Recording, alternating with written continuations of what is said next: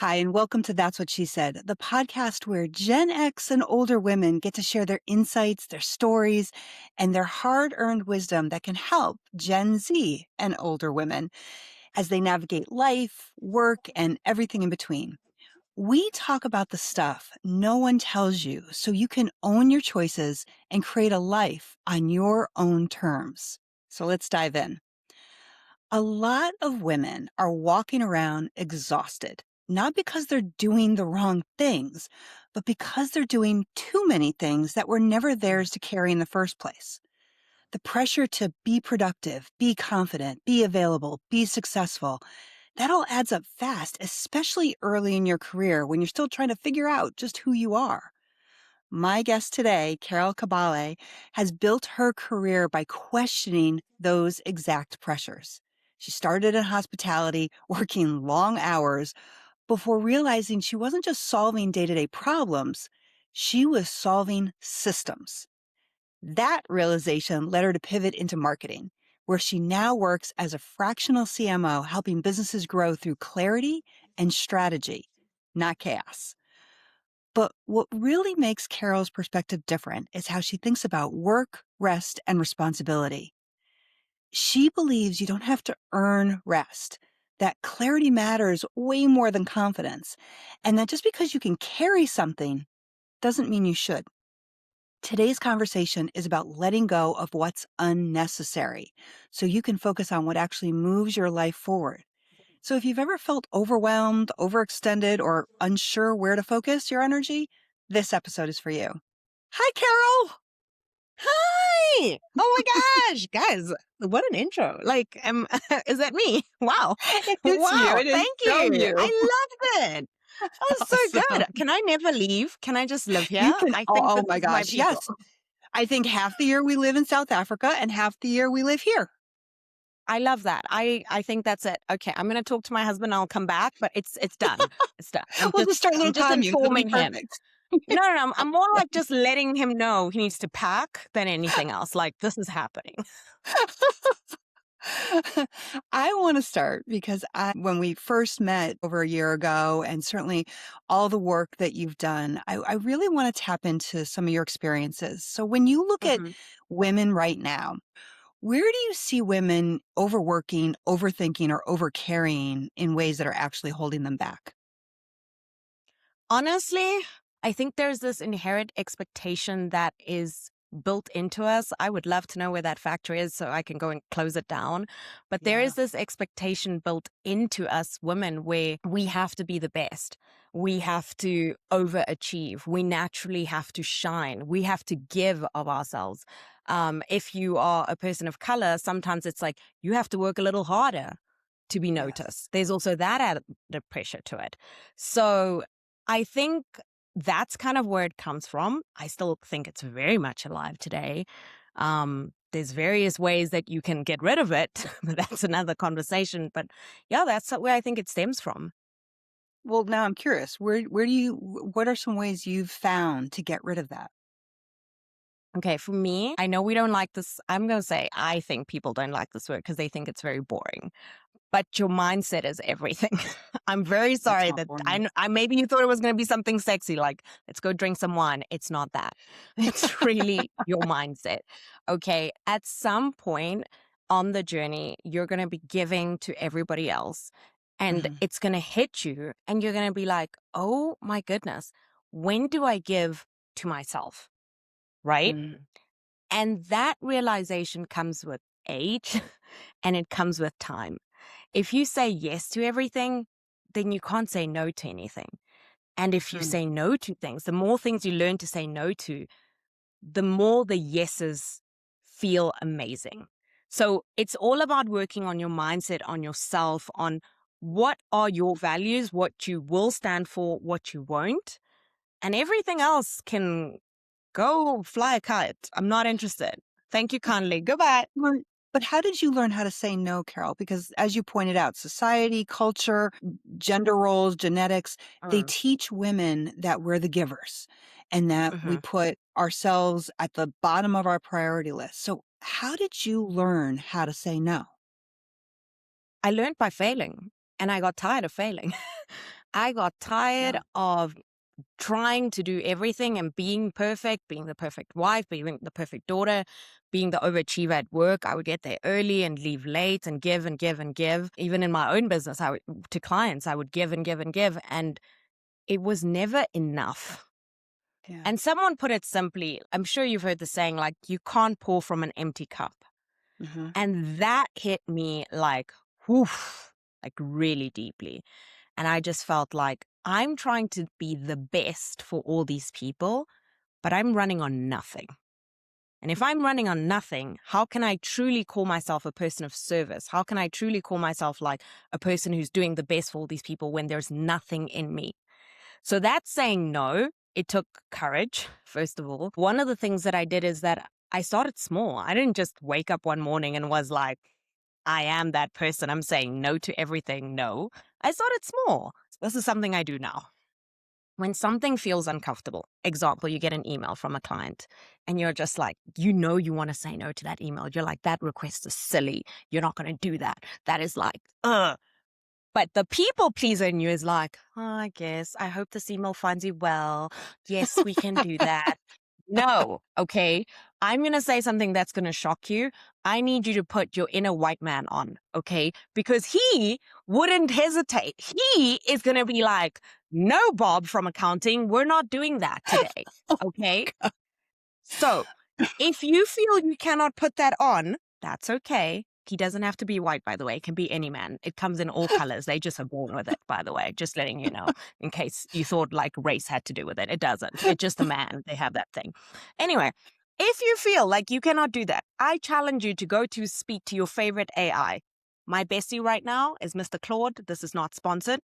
Speak to Claude and tell him, hey, I want to say this and I want to Yeah. say it It's a great politely, idea. but I do want to hold my ground. Let somebody else draft that message from you. Mm. Let that load be taken on by somebody else and then send your email. If you do not believe in AI, call your bestie. Get a second opinion. But the thing is, the decision doesn't have to solely weigh on you. I think often that's what stops us from actually taking action and saying no. Because we say to ourselves, it has to come from me. Everything has to come from me. I have to develop into this person. Right. No, no. That's why we thrive as a community. Do what you can and let somebody else help you along until you can do it yourself. I really resonate with what you said, Carol, because uh, being a driven woman like yourself, I did tend to want to do things perfectly, be the perfect wife, mother, business owner, all of those things. And at least in my experience, and I'm curious if it was yours, I did not feel authentically me. I felt like I was playing a role rather than Yes. being a mom, a Mm. wife, a business owner. What was it like for you? Honestly, I felt much the same. I don't Mm. know if you've ever watched Desperate Housewives, but I always wanted to be either Gabby, because she had like all the money and she had this husband that just gave her stuff. And I was like, there's an idea. But the person who I truly respected and admired the most was Brie. Now, for those of you who have never watched Desperate Housewife, Gabby was this very materialistic character, and Brie was like your typical Stepford housewife. She was perfect, and she baked these cookies, and her children were perfect, and her husband was perfect, and she was perfect. And I was like, I want to be perfect. And I tried that for so long. In fact, when my husband and I first bought our house, we had towels that were just for guests. No one else was allowed to use those towels. They were for the guest. And it was ingrained in me because my mom had towels that were just for guests and I had never used them. So we had to have towels that are for guests that no one in this house is allowed to use. And everything, it became like, well, maybe we need cups that aren't for us. Maybe we need furniture that's not for us. And it starts to get to the point where like, this is ridiculous, you know? My husband said it best. He's like, things are meant to be used. So, with Mm. that in mind, life is meant to be lived. And sometimes it is perfect.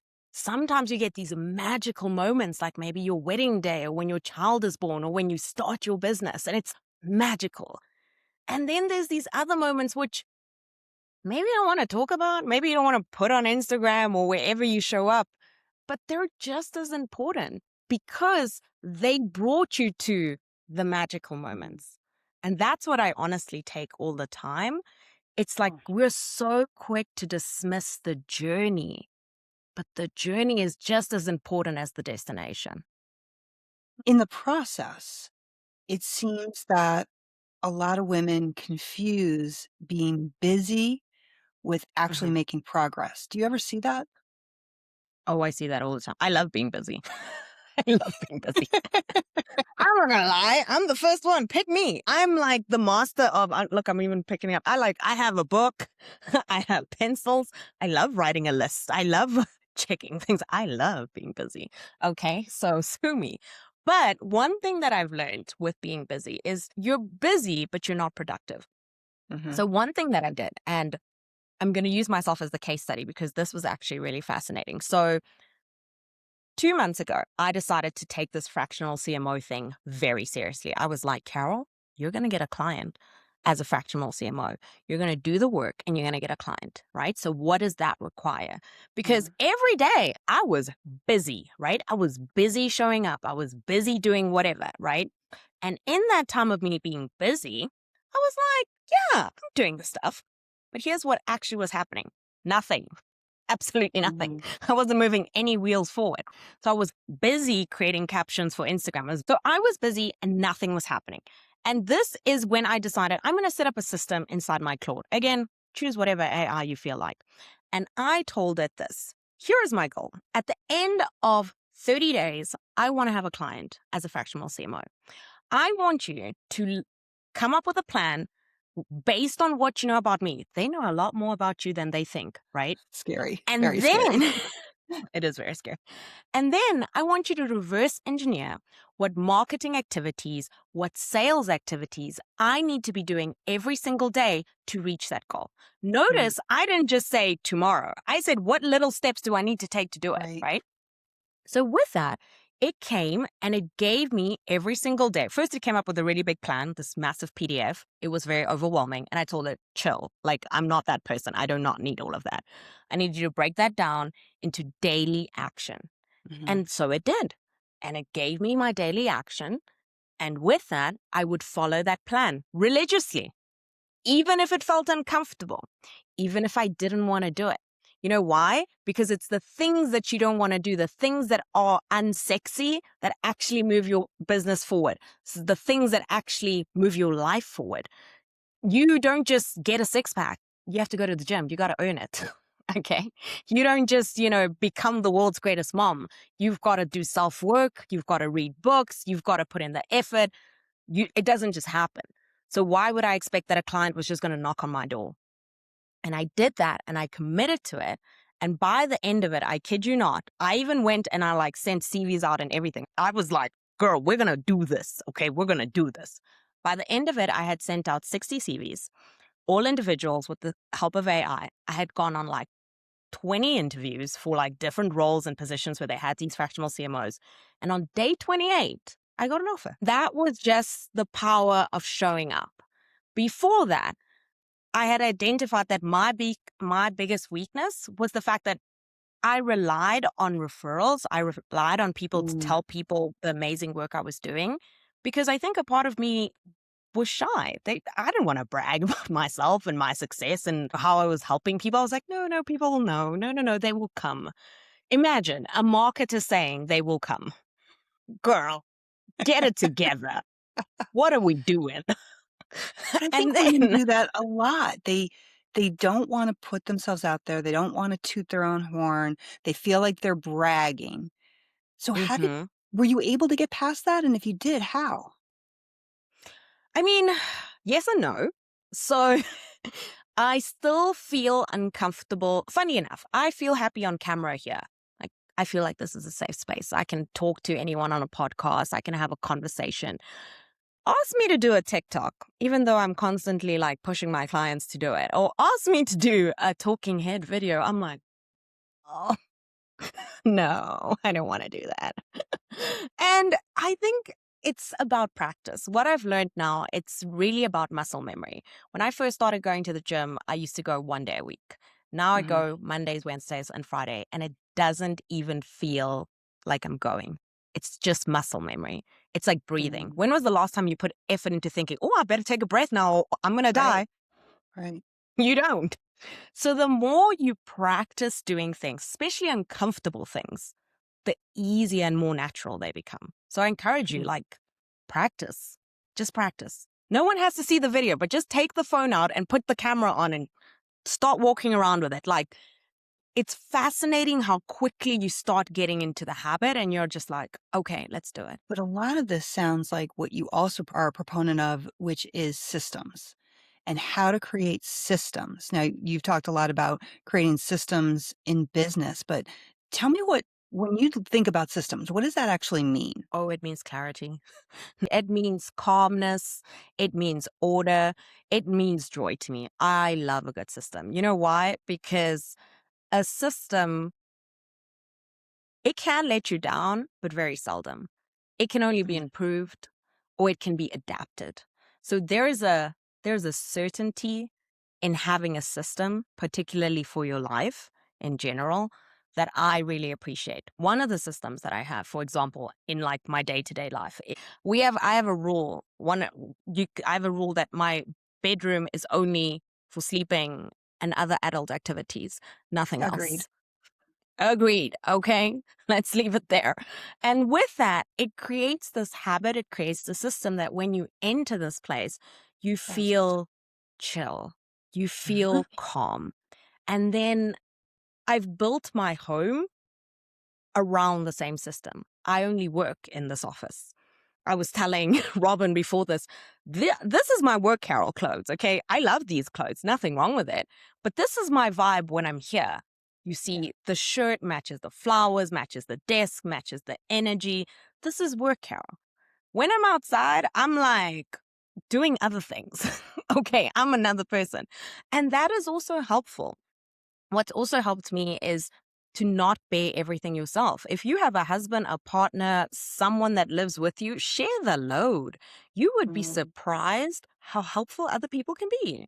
And I know you must be, some of you are like, Carol, what are you talking? Obviously. No, but some of us don't know. They Some of don't. us are like, if we don't do it, it's not going to get done. It's so funny when you ask them. I'm going to just use my husband. Like, I've asked this man tiny things and he just does it. And I didn't think he could do it, but he does. And it's like one less thing I have to do, and it makes me happy. So Right. another system, I guess, is just communicate and get on the same page with whoever is your partner. The way we do it, this is really fun. Once a year, and this is part of our system for that, we sit down and we plan our year.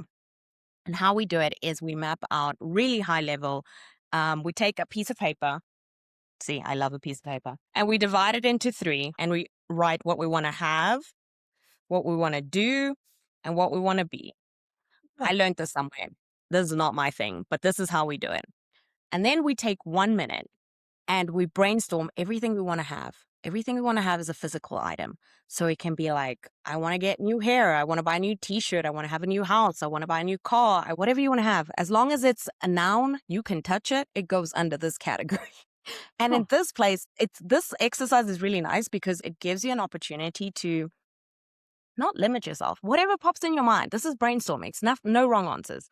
With do, you write physical things you want to do, like a verb. You want to go swimming. You want to fly first class. You want to drink some wine. You want to do some exercise. And be is the person you physically want to be. You want to be a better wife. Mm. You want to be a better daughter. You want to be a better public speaker. You want to, I don't know, be a kinder friend.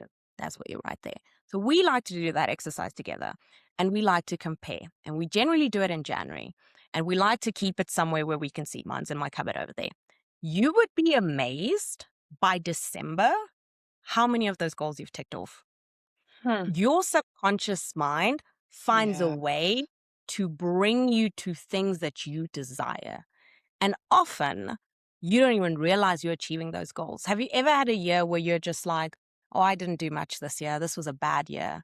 I challenge you, if you had that list, to go and look how many of those things you've ticked off your list. It's actually so fascinating. As people who like to cross things off the list, I do. It's great.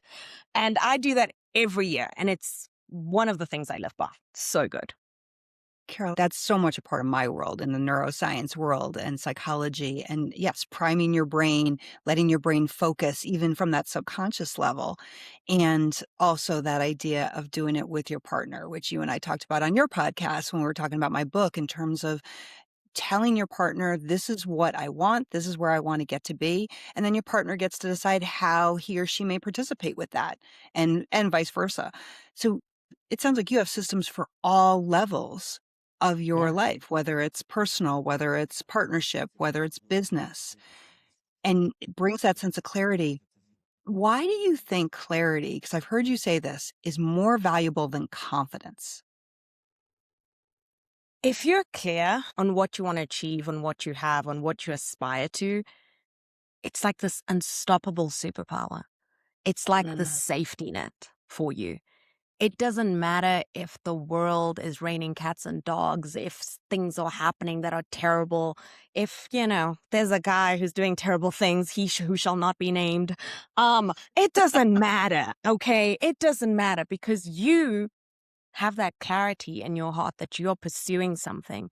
And whether that is having a cup of tea in the morning or spending time with your partner or chatting to a friend, guys, check on your friends. Check on your friends. I'm so serious. Check on your friends. That intention just fills you.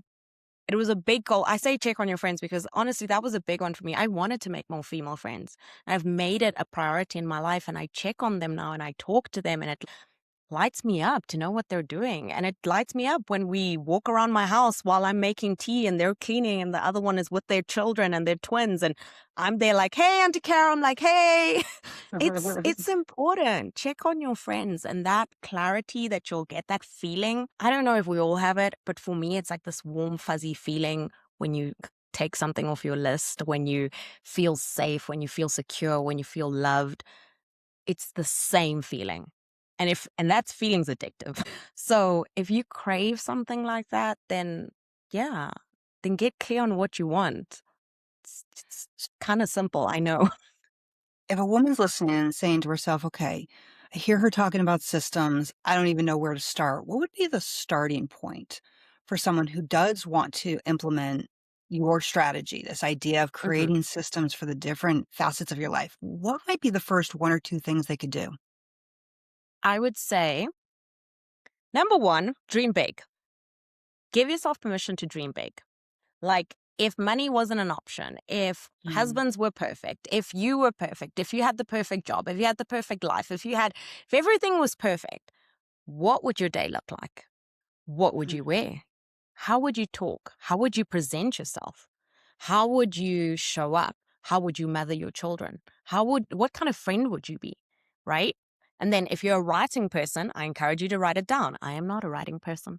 So I got a dictating app and I just word vomited into Claude. That's why I use it so much. But if you don't have Claude, you can again take a dictating app and get a Google Doc and just word vomit into that too. mhm. It's also helpful. The idea here is to not show yourself how far you are from that, but to show yourself you're already doing some of those things, right? Like if you want to show up, let's talk physical appearance. Maybe it just takes putting on a red lip every day and you start feeling a little bit more confident. Maybe it's getting your nails done. These are all small, superficial things that you can do for yourself that are either really inexpensive. You can buy a bottle of nail polish and paint your nails and feel classy. You can buy a lipstick that's inexpensive and be like, girl, I look like $1 million because I do. And I feel it. Okay. And these are little things that you can do. Now, once you have that in place, you can start and do a little bit of an audit in your life. What is already at first class? What is already like, so we're going to talk a little bit of like flights, and because I like this analogy. And if you haven't noticed, I like nice things. So it is what it is. So you're going to look at your life and you're going to see what's already first class, right? For me, an example would be like, I think the house I live in now, this is the dream house that I have worked so hard to get this house. But before this house, I would say I had a premium economy class house. It was fine. Actually, Mhm. no, it wasn't even premium economy. It was an economy house. I must say it. It was an economy house. But that house served me well. It served my Mm, husband well. We saved lots of money in it and we built. And then we upgraded to this house. So look in your house, in your life, what is sitting at economy, what is premium economy, and what is first class? How can we update it? Now, you may be thinking, well, Carol, I don't have money to buy a house, girl. Good for you. Well, you don't have to buy a house. You don't have to start with right. that. Right. You can start with something as small as, when last did you buy yourself some new underwear? Hmm. I'm looking at you. Yes, I'm looking at you. When did you buy some new underwear, Missy? Because I know you haven't. I know you haven't. Yeah. I didn't. And I was like, actually, like, girl, go do that. It's as small as choosing to buy yourself some new underwear. It's as small as choosing to throw out the clothes that have holes in it. Why are you keeping them? Maybe Right. you like them. I don't know. But for me, those were things that were like, no, the future me does not hold on to clutter. The future me does not show up not presentable. That's Hmm. not me. The people who I admire or follow or want to emulate, that's how they show up. So I need to start now. Right. It's like those people who want to like lost analogy because I feel like I'm throwing too many of them out there. But it's like, imagine you'd won the lotto today. Imagine you won all this money in the world. You just got $1 million.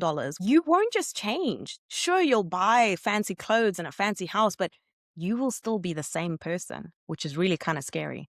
You won't be rich like how you think you will be. You got to do that work. And that work starts now. So Hmm. that's how you would start doing your systems. You got to visualize what you want. To recap, you got to visualize what you want.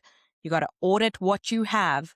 And you got to figure out what you're going to tackle first to get to it. You're talking and part of my brain got stuck on the whole red lip, nails, outfits, whatever. But again, when you go back to psychology, the idea of a uniform, when we Mm, have a uniform we into, whether we're a police officer, whether we're a doctor, whether we're, whatever it is, a nail technician, a uniform reminds us of the role we're in. It's that connection to our identity. So while you use the word superficial, I would not use that word because there's a distinction. For you, it's mm, matching your background. For me, when I step into this podcast, my uniform is a blazer and some t-shirt that is connected to women. And it's that reminder to our subconscious brain, this is who you are. This is yeah. who you can be and Mm-hmm. keep moving forward. So I really appreciate that simple step that is connected to where you are and where you want to get to. So that's really, really powerful at even just that little level. And one thing you also mentioned was this idea, and use it as an example, but connecting to friends. Yeah. And for women, this is essential. I've had several women get female guests on who have talked about the importance of creating a network around you, and not that quid pro quo kind of network that we think about in the professional world, often associated with male environments. It's Yeah. genuinely, how can I help you? How can I support you? One of the biggest reasons this is important for women is because a lot of times we forget that there's a difference between capacity and responsibility. And Yes. I'm curious, how did you learn that just because you can do something, you can carry something, it doesn't necessarily mean you should?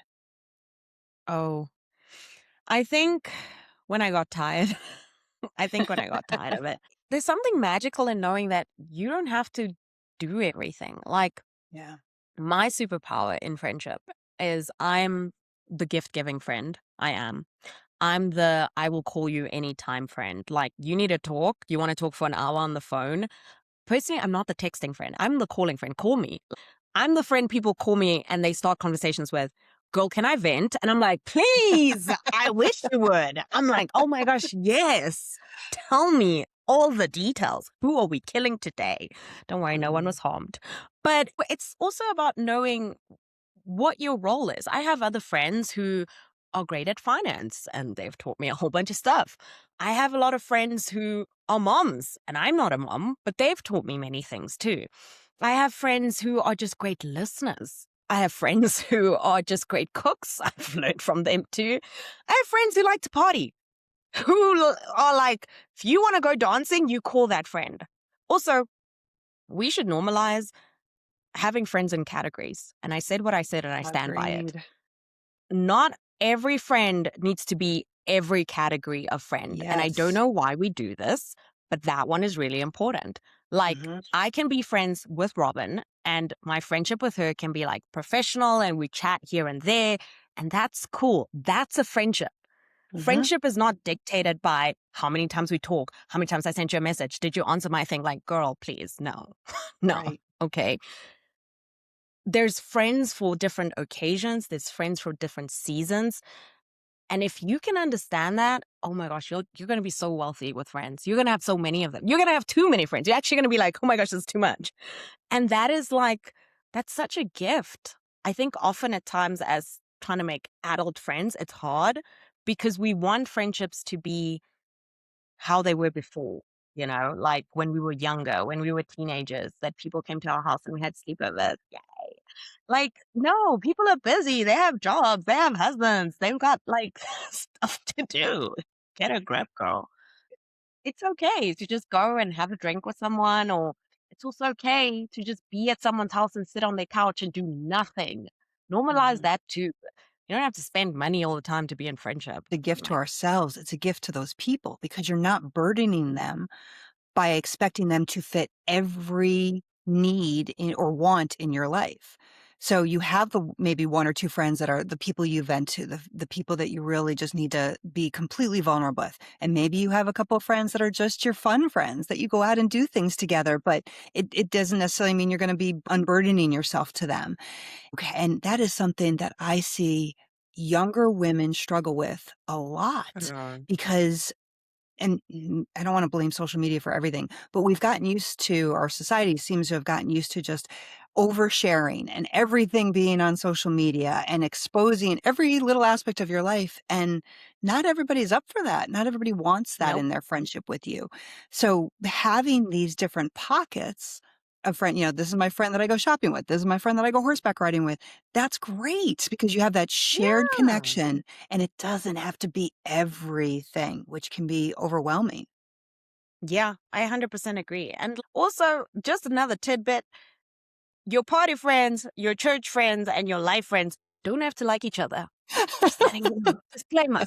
They don't need to like each other. You can throw a Christmas party and they don't get along, and that is not your fault. No, it is They are not. still your friend. I just need you to know Mhm. that because that's also a lesson I had to learn. It is fine that they do not like each other. Yep. You are the thing they like, and that's Yeah. enough. That's enough. Exactly. Exactly. Oh my gosh, that's great. I did wanna also transition because you started our whole Mm, conversation around what you said, unsexy word. I find it very sexy, but mindset. And yes. one of the areas of mindset that you try and help your clients with is solving observable problems, not Mm. imagined ones. I want you to explain, how do women start recognizing the difference in their own lives?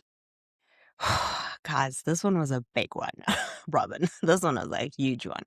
So I didn't even know I had this problem until like a year ago. I honestly I didn't even know I was doing this until a year Okay. ago. But I always knew that when, for example, in business, when my clients had a problem or someone said something to me, always thought of 6 or 7 scenarios, not one or two, 6 or 7 scenarios for that one thing. Mhm. Like my brain was just naturally fixated on fixing. Or they might say this, they might say that, this might happen, da da da. And it was exhausting. It was tiring. Okay. It was like the worst thing. Um, and how I got to that conclusion was, fun fact, I one day doom scrolling and I saw this thing that said, you should ask AI, what is the most random thing it's noticed about you or something like that. And I was like, what do you mean? I'm going to ask AI, what's the most random thing? And then one day I asked it and it said like, oh, well, the one day we were talking about anchovies and can you eat them because there's little bones in them. And then the next day you asked me this physiological question. And I feel like you just like, you do this all the time where we're going from something really light to Mm. something really heavy. And I was like, well, what else do I do? And I asked it. I was like, well, if you really want to know, another thing you do is that every time I give you a suggestion, you push back and you say, no, but this could happen and this could happen. I was like, no, I don't. And it was like, yes, you do. Here's an example of where you've done it. And I was like, oh my gosh, you have receipts? Wow. No, not the receipts. I was like, honestly, I was embarrassed. I was like, wow, okay. Um, so that actually is the first time I realized what it was, that I was looking for problems where there weren't any. And Mm. then when it came up to me and I started practicing in life, I started seeing it in everything, in my clients. You're stressed about things that haven't even come to fruition. You're worried about a problem that hasn't even happened yet. You're worried about what someone is going to say. They haven't even replied yet. I will give you a really good example. Again, as myself, I had a person who I have a really good relationship with. They've been a long-time client of mine. And they came to me and they're like, hey, Carol, I need assistance super quick. It's kind of like a favor. Because they use that word favor, immediately my brain was like, oh, this is not a client thing. I shouldn't invoice for this. Even though Mm. I'm going to spend hours of my time helping them through this problem, my brain Gosh. was like, no, how dare you? She said it's a favor. This is like a person you know for a long time. So I wrestled with myself of like, I said to her, hey, this is going to be a consultation. Is this okay? She said, yeah, it's fine. And then we really spent a lot of hours fixing her problem. So by the time I calculated my rate plus how long we spent, it was a big number. I'm not going to lie to you. It was a big number. And immediately my gut feeling was, she's not going to pay it. How dare I? Like, who do I think I am? This person is going to be like, oh my gosh, Carol, why would you send me so much? Like, I literally imagined all the worst case scenarios. I imagined so much that I went back and forth with my husband and with Chad and with myself thinking, well, maybe I'll just overcompensate. I'll just give her more value, or I'll give her a discount, Mhm. or I'll do this. Why? After all of this, because this went on, as you know, all this conversation happens in like 20 minutes in your brain. I know you've been there. I know you're like, and you feel exhausted Mhm. afterwards. Afterwards, I kind of just said, fuck it. I'm going to send the email with the invoices and I'm going to go to sleep. And I switched my phone off. And I was like, I don't even care. I'm switching my phone off. I'm switching my laptop off. I'm going to go sleep. And tomorrow, whatever happens, happens. And when I woke up, the invoice was paid. There was no Yeah. questions. There was no argument. There was no nothing. She just paid it. You know why? Because all those problems lived in my head. Right. Often, Right. as women, we do the same for everything. Are they going to like me? Will they hire me? Does he like me? It's in your head. Girl, take a minute, breathe, wait. Right. Because 9 out of 10, it's not actually a real problem. You've made it a problem. And that is a very dangerous thing, because now that we've decided it's a problem, when the person does respond, even if they respond positively, we're already upset. We're already pissed off. We already don't want to talk to you. We've already made Yep. up our mind that you are not a great person and I should not associate myself with you. And that's so crazy because they don't even know that. They don't even know what we've gone through. Right. And I see that professionally and certainly personally, I see it in the couples I work with where they have a small interaction with their partner and then they start playing out the scenarios in their head. And by the time their partner comes walking through the door, they're ready for a fight. And their partner doesn't even know why because they were coming in completely neutral. So it's this amazing process where actually one of my previous guests wrote a book called What If Everything Goes Right? And it's fascinating Oh, because we are so ingrained, and I think as women, to ask, what if this goes wrong? What if this doesn't happen? How can I, control for this? Instead of saying, or what if it just works out? What if everything goes right? So that's what you're talking about is getting out of our yep, heads, stopping the overthinking and just saying, let's see what happens. correct. And I Yeah. think there's something so fun about just waiting. It's I'm not going to lie to you. If you've never done it before, it's a very uncomfortable feeling. You're going to hate Oh, it. I don't want to project on you, but you're probably going to hate it. But I want to encourage you to stick through it. I want to yeah. encourage you to be like, this is uncomfortable because I think this is happening, but just wait. And when life, the universe, God, whoever you believe in, shows up for you and you see that, oh, everything happens for me, not to me. Wow. Wow. Call me. Call me when that happens. I love to hear that. And I think that is a really wonderful place to stop. But before I let you go, I asked some rapid fire questions at the end. Can I ask them to you? Yes, please hit me. What's your go-to Power Woman song? Mm, All I Do Is Win. It's by DJ Khaled. It goes, Oh, I all I love it. do is win, win, win, no matter what. Got money on my mind, I can never get it up. Oh, and every time I step up in the building, everybody's hands go up. Yes. And they Perfect. say that. Sorry, guys, we're going to get copyright infringement here. So sorry. Yeah, that's it. That's great. Oh, good. What's one life hack or tip that you use? I would say breathe before you take action. Breathe before you take Good action. one. What's one of your favorite books? I do like, guys, anything with smut. I'm sorry. Anything with smut. That's a hard one. I have many favorites, but anything with smut is fine. I can probably produce a list for you. My 21-year-old daughter, that is her. She calls them like romance adventures, and I'm like, I know what Mm-hmm. romance means, Mm-hmm. so that's okay. I know That's all what right. that means. Yeah, I'm there. Anything with smut. Thank you. What's something you do every day to take care of yourself? I take a long shower. I like the Hmm. water when it touches me. I feel like it's very calming. And I pray every night before I go to bed. And I'm very thankful. I don't know if everybody does this, but I ask the guy upstairs, I hope he's also having a good day. And I like to check in with him too. I'm like, I hope you had a good day because mine was okay. And then that makes me feel better. Hmm. Did you do both of those in your 20s? No, that's a new thing. And I enjoy it more. But I knew for religion per se, I knew I wasn't ready for it in my 20s. And I made a point of not rejecting it, but just shying away from it because it felt Mhm. hypocritical to me. The Right. lifestyle I was living versus the values of any religion. Girl, I was outside. I was outside. I was doing some things.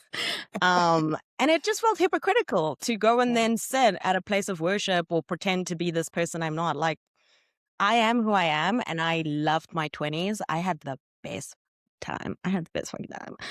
I'm still a little bit of that person. I read smut and other things, but yeah, I'm a little bit more, I'm in my chill area now. I like that.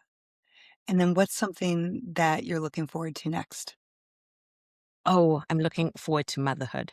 Yeah, that Oh, one seems exciting. Yeah, no, I'm not pregnant now, but I'm very excited about it. I think that's going to be a very cute chapter whenever life decides to give me a tiny human. I'm very excited for that one. oh, Yeah. excellent. Oh, Carol, thank you so, so much. You are definitely one of the favorite people that I've ever connected through podcasts with. And I'm so glad you took the time to be generous with your experiences and your time for the women who are just trying to build their lives and this world.